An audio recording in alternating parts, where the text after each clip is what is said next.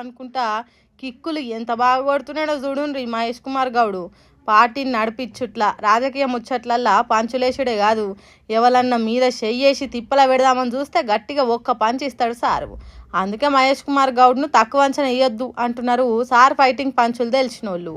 YWCAల 3 గంటలకు ఎక్కువ ఈ కరాటే ఫీట్లు చేసినందుకు మహేష్ కుమార్ గౌడ్కు సర్టిఫికెట్ ఇచ్చిండ్రట ఒకినవా మార్షల్ ఆర్ట్స్ అకాడమీ వాళ్ళు.